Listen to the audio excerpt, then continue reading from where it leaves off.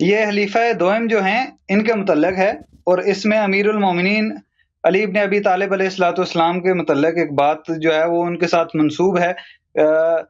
صرف آپ نے اس چیز کی وضاحت کرنی ہے کہ اس میں یہ جو حدیث ہے یہ صحیح ہے، یا اس میں انہوں نے کچھ ڈنڈی وغیرہ یا اس میں کی ہوئی ہے۔ تو اس میں یہ ہے کہ جب سنا کہ جب حضرت عمر کی شہادت کے بعد ان کی چارپائی پر رکھا گیا تو ایک ابھی نعش ان کی اٹھائی نہیں گئی تھی کہ ایک شخص نے آ کر میرے پیٹھ پر ہاتھ رکھا، حضرت عباس کہہ رہے ہیں، تو میں نے مڑ کر دیکھا تو وہ امیر المومنین علی ابن ابی طالب تھے۔ تو اس میں فرمایا کہ آپ نے فرمایا کہ آپ نے اپنے بعد کسی بھی شخص کو نہیں چھوڑا کہ جسے دیکھ کر مجھے تمنا ہوئی ہو کہ اس کے عمل کے جیسا عمل کرتے ہوئے اللہ سے جا ملوں۔ جی اور میں آپ کو بتا دیتا پھر یہ جی جی اور اس کا آگے ایک آخری جو حصہ ہے وہ بھی میں آپ کے کتاب لانے تک میں اس کو بھی مکمل کر لوں۔ جی جی بولیں۔ کہ اور اس میں وہ یہ لکھا گیا کہ امیر المومنین نے جو ہے وہ قسم اٹھائی کہ اور اللہ کی قسم مجھے تو پہلے سے ہی یقین تھا کہ آپ اپنے دونوں ساتھیوں کے ساتھ رہیں گے، اور میں نے بے شک نبی صلی اللہ علیہ وسلم کو سنا ہے کہ ہم ساتھ میں داخل ہوئے، ساتھ میں باہر آئے اور ساتھ میں رہے۔ یہ الفاظ ہیں شاید صحیح۔ اس میں شاید میں نے کیونکہ میرے پاس بک نہیں ہے تو میں نے یہ نوٹ کیا تھا، تو شاید یہ مجھ سے الفاظ میں کچھ ہو گیا ہو تو آپ وہاں سے دیکھ سکتے ہیں۔ میں آپ کو دکھا دیتا ہوں، دیکھو میرے بھائی، دیکھیں یہ ہوا یہ تھا کہ جب رسول اللہ صلی اللہ علیہ وآلہ وسلم نے امیر المؤمنین علیہ الصلاۃ والسلام کی امامت کا اعلان کیا تھا غدیر خم میں، تو یہ اہل بیت علیہ السلام کے احادیث میں ہے، بہت اس کے احادیث کم نہیں ہے، بہت زیادہ ہے، کہ کچھ لوگوں نے آپس میں عہد کیا تھا کہ ہم کچھ بھی ہو جائے، انہوں نے آپس میں عہد کیا تھا کہ ہم خلافت کو علی علیہ السلام کو جانے نہیں دیں گے، اور انہوں نے جا کر یہ لوگ گئے تھے کعبہ کے اندر، خانہ کعبہ کے اندر، اور انہوں نے لکھا تھا آپس میں، اس پہ امضا بھی کیا تھا، اس پہ مہر بھی لگایا تھا، ان سب نے دستخط کیا تھا کہ ہم آپس میں عہد کرتے ہیں کہ جب رسول پاک صلی اللہ علیہ وسلم کی وفات ہو جائے ہم خلافت جو ہے نہیں دیں گے امیر المومنین علی علیہ الصلوۃ والسلام کو۔ تو جب اور یہ انہوں نے عہد کیا تھا، تو اس کے جو ہے آیات اور قرآن مجید میں اس کے متعلق آیات ہیں، ان الشیطان یملی لہم، بلے ان الشیطان، میں وہ دکھا دوں آپ کو، ملاحظہ کریں آیات، انما بلی وَأَمْلَى لَهُمْ، کون سے آیت ہے قرآن مجید میں؟ وَأَمْلَى لَهُمْ، کہ شیطان نے ان کو لکھا دیا ہے، وَأَمْلَى لَهُمْ، قرآن مجید کی آیت ہے کہ سورہ میں بلی ان سورہ مبارک محمد صلی اللہ علیہ وآلہ وسلم ہے، ان الذین ارتدوا علی ادبارہم، ہاں یہ ملاحظہ فرمائیں، میں آیت دکھا دوں، اس کے احادیث ہمارے پاس بہت ہے، میں یہ ہے قرآن مجید سورہ محمد صلی اللہ علیہ وآلہ وسلم ہے، سورۃ محمد صلی اللہ علیہ وآلہ وسلم، آیا ہے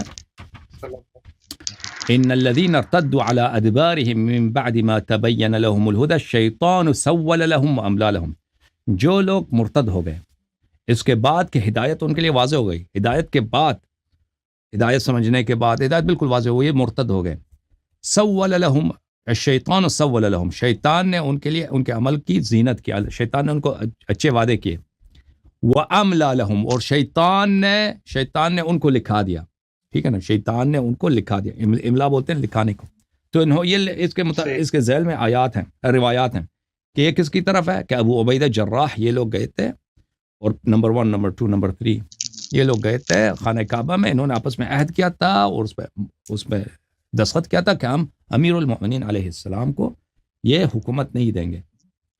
تو پھر جب عمر کی وفات ہو گئی تھی تو رسول امیر المؤمنین علیہ السلام نے کہا تھا کہ مجھے بہت پسند ہے کہ میں اس شخص کے صحیفے کے ساتھ محشور ہو جاؤں، یعنی عمر کے صحیفے کے ساتھ محشور ہو جاؤں۔ اس صحیفے سے کیا مراد ہے؟ اس صحیفے سے مراد وہ عہد ہے جو انہوں نے کعبہ میں آپس میں لکھا تھا، سمجھ رہے ہیں نا، خانہ کعبہ میں ان لوگوں نے آپس میں لکھا تھا کہ ہم خلافت امیر المؤمنین علیہ السلام کو نہیں لینے دیں گے، امیر المومنین علیہ السلام نے فرمایا تھا کہ میں محشور ہو جاؤں روز قیامت میرے ہاتھ میں وہ صحیفہ ہو، مجھے کتنا اچھا لگے گا. جو انہوں نے جو صحیفہ کہا تھا اس سے مراد وہ تھا اہل بیت علیہ السلام نے فرمایا. جماعت مخالفین وہ کچھ اور روایت کرتے ہیں کہ میں اس کے نامہ عمل مجھے پسند ہے، اس کا نامہ عمل سب سے پہلا. وہ نامہ عمل کی بات نہیں ہو رہی ہے، وہ ایک عہد نامے کی بات ہو رہی ہے کہ آپس میں یہ لوگوں نے آپس میں عہد کیا تھا، ٹھیک ہے نا، خانہ کعبہ میں، اس کی بات ہو رہی ہے. اوکے، شیعہ حدیث میں یہ جی جی اوکے میرے بھائی، بہت شکریہ حسن بھائی جی، ماشاءاللہ بڑی اچھی وضاحت کر دی آپ نے. چلیں یہ ہے کہ اس سے اس کا ایک وہ ہے کہ کنسیپٹ جو ہے اس بات کا کلیئر ہو گیا. دوسرا حسن بھائی ایک اس چیز پہ تھوڑی سی روشنی ڈال دیں کہ جو برصغیر پاک و ہند ہے اس کے اندر جو شیعان ہیں، جو اہل تشیع ہیں، کثیر تعداد میں، یعنی میجورٹی جو ہے وہ لوگ ان کے ہاتھوں میں کڑیاں اور کانوں میں بالیاں، کثرت سے لوگ جو ہے وہ کانوں میں بالی اور ہاتھ میں جو ہے وہ کڑی پہنتے ہیں. تو اس کے متعلق یہ تھوڑی سی وضاحت کر دیں کہ یہ کس جگہ سے یا معصومین میں سے کسی نے اس پہ کوئی فرمان وغیرہ ہو یا اس پہ کوئی استدلال ہو، تو اس پہ بھی تھوڑی سی وضاحت کریں. یہ کوئی حرام نہیں ہے کہ اگر کوئی ڈالنا چاہے ہاتھ میں، گوشت میں، کان میں، یہ حرام نہیں ہے کہ کوئی کہیں یہ حرام ہے. ہاں، یہ ملنگ لوگ ایسے کرتے ہیں نا، ہاں ملنگ لوگ کرتے ہیں، وہ ان کے اپنے فلسفے ہوتے ہیں. کہتے ہیں امام زین العابدین علیہ السلام کی یاد میں کہ ان کے ہاتھوں میں کیا لگا تھا، ان کے ہاتھوں میں ہتکڑیاں لگی ہیں تو مثالے کھڑے. تو اس کے متعلق حسن بھائی معذرت آپ کی قطع کلامی ہو رہی ہے، اس کے متعلق میں نے ایک شاید بہار الانوار تھی یا کوئی اور تھی کتب جس کے متعلق جس کا حوالہ تھا ریفرنس کا، میں نے خیر وہ کیونکہ مجھے اب یاد نہیں آ رہا پراپر طریقے سے، چلے نیکسٹ کسی ٹائم میں آیا تو میں انشاءاللہ اس کا بھی دوں گا. تو اس میں اس کا یہ حوالہ تھا کہ جب حسنین کریمین علیہ الصلوۃ والسلام جب ان کا یہ چھوٹے تھے تو یہ فرمان رسول صلی اللہ علیہ وآلہ وسلم تھا کہ ان کے کان چھدوا دیں، اور یہ اس لیے کہ یہ کفار کی مخالفت ہے. تو یہ زیادہ اس سے بھی نسبت دیتے ہیں کہ اس میں یہ ہے کہ یہ جو ہے کفار کی بالکل صحیح ہے. بچوں کے کان چھدوانا، یہ اس میں یہ حلقہ ڈالنا، یہ ہے سنت ہے جی بچوں کے. جی تو حسن بھائی آخری اور یہ آخری ایک سوال بتا دیں، اس کا جواب دے دیں کہ یہ جو سورہ رحمان ہے اس کی جو آیا نمبر 26 اور 27 ہے، اس میں کیا لکھا؟ جس میں جی آیت نمبر 26 اور 27 میں ایک منٹ دیکھ لیتا ہوں. اس کی آیت کا جو ہے وہ آغاز یہ ہے کہ بسم اللہ الرحمن الرحیم کل من علیہ فان.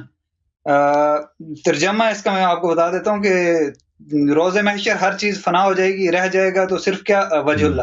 تو اس جو یہ لفظ وجہ اللہ آ رہا ہے تو اس سے آپ اس کا کیا مطلب لیتے ہیں کہ اس وجہ اللہ سے کیا مطلب ہے؟ وَيَبْقَى وَجْهُ رَبِّكَ ذُو الْجَلَالِ وَالْإِكْرَامِ. میں قرآن میں تفسیر برہان لے کے آتا ہوں ایک منٹ. جماعت ہمارے کیا کہتے ہیں؟ کہتے ہیں صرف اللہ کا چہرہ ہے. ان کہتے ہیں ہاں ان کے ہاں تو سب فنا ہو جائے گا نا، اللہ کا بدن بھی مستجیر اللہ، سب چہرہ بچ جائے گا. وہ تو کیا وہ جو وہابی حضرات ہیں نا، وہابی، وہ کہتے ہیں قرآن میں مجاز ہے نہیں، بس جس کو جیسا سوٹ کیا اس نے ویسا دین سمجھ لیا.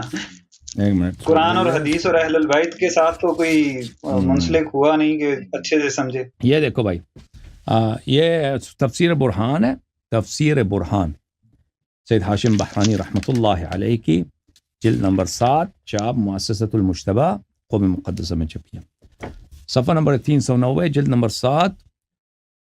کل من علیہا فان ویبقى وجہ ربک ذو الجلال والاکرام. یہ جو حدیث ہے علی بن الحسین امام زین العابدین سید الساجدین علیہ السلام سے روایت ہے. ویبقى وجہ ربک قال نحن الوجہ الذی یؤتی اللہ منہ. ہم وجہ اللہ، ہم ہیں وجہ اللہ جس کی طرف سے اللہ کی طرف جایا جاتا ہے، یعنی اللہ کی طاعت کی جاتی ہے، اللہ کی معرفت حاصل ہوتی ہے، وہ وجہ اللہ ہم ہیں، اہل بیت علیہم الصلاۃ والسلام ہے. اگلا جو حدیث ہے، میں حضرت امام عبد السلام ابن صالح الحروی کہتا ہے کہ میں حضرت امام علی ابن موسیٰ رضا علیہ السلام کے پاس تھا. میں نے پوچھا یا ابن رسول اللہ فما معنی الخبر الذي رووه ان الثواب الى الله الى ان ثواب لا اله الا الله النظر الى وجه الله تعالى. اس حدیث کا کیا مطلب ہے کہ لا الہ الا اللہ کی طرف دیکھنا وجہ اللہ کی طرف دیکھنے کے برابر ہے. اس حدیث کا کیا مطلب ہے؟ قال یا ابا الصلت، انہوں نے فرمایا اے ابا الصلت، من وصف اللہ بوجہ کالوجوہ فقد کفر، جو کہہ دے کہ اللہ کا چہرہ ہے جیسے لوگوں کا چہرہ ہوتا ہے، اللہ کا چہرہ ہے، وہ کافر ہے. ولیکن وجہ اللہ انبیاؤہ ورسلہ وحججہ صلوات اللہ علیہم، لیکن اللہ کا وجہ کون ہے؟ اللہ کا چہرہ، اللہ کا چہرہ ہے ہی نہیں. اللہ کے چہرے سے مراد کون ہے؟ انبیاء، رسول اور حجج الہی صلوات اللہ علیہم. هم الذین بهم یتوجہ الی اللہ عز وجل ومعرفتہ، وہی ہیں انبیاء، رسول اور حجج الہی ائمہ اطہار علیہم السلام. وہ ذوات کریمہ ہیں جن کی طرف انسان رخ کر کے اللہ کی معرفت حاصل کرتا ہے. ان کی طرف رخ جب کرتے ہیں ہم، ان کی طرف ہم جاتے ہیں، ان کے احادیث پڑھتے ہیں، ان کے فرامین پڑھتے ہیں، ان سے اخذ کرتے ہیں، ان سے نور لیتے ہیں، ان کے فرامین سے، تو اللہ کی معرفت حاصل ہوتی ہے. جیسے ہم ابھی میری آپ کی معرفت نہیں ہے نا، میری اور آپ کی معرفت نہیں ہے، تو ہم کہتے ہیں میں اس کو نہیں جانتا. پہچان کب ہوتی ہے؟ جب میں آپ کو دیکھ لوں، آپ کے چہرے کو دیکھ لوں، اب معرفت ہو گئی، آپ ہماری جان پہچان ہو گئی، ہم نے ایک دوسرے کو دیکھا. ٹھیک ہے نا؟ تو اللہ تعالیٰ کا چہرہ، اللہ تعالیٰ کی معرفت کیسے حاصل ہوتی ہے؟ اللہ تعالیٰ کی معرفت، چہرہ تو ہے نہیں، جسم تو ہے نہیں اللہ، ٹھیک ہے نا؟ وہ جسم نور سماوات والارض ہے، جو جسم جو ہے وہ اللہ کے لیے نقص ہے. جسم جو ہے، جسم محتاج ہوتا ہے، جسم مخلوق ہوتا ہے. چہرہ والا مخلوق ہوتا ہے، چہرہ والا کا موت ہوتا ہے، چہرہ والا کا جنم ہوتا ہے. اللہ تعالیٰ کا نہ موت ہے، نہ احتیاج ہے، نہ اول ہے، نہ اختتام ہے. تو اس لیے وہ اللہ تعالیٰ کی معرفت کس سے ہوتا ہے؟ بلے ائمہ اطہار علیہم السلام سے. وقال اللہ تعالی کل من علیہا فان ویبقى وجہ ربک. امام رضا علیہ السلام نے فرمایا، اسی طرح اللہ نے فرمایا کل شیء ہالک الا وجہ، ہر چیز ہلاک ہے الا وجہ اللہ. اس سے مراد کون ہے؟ اس سے مراد ائمہ اطہار علیہم السلام، رسول اللہ صلی اللہ علیہ وسلم، انبیاء اور حجج ہیں. اوکے میرے بھائی.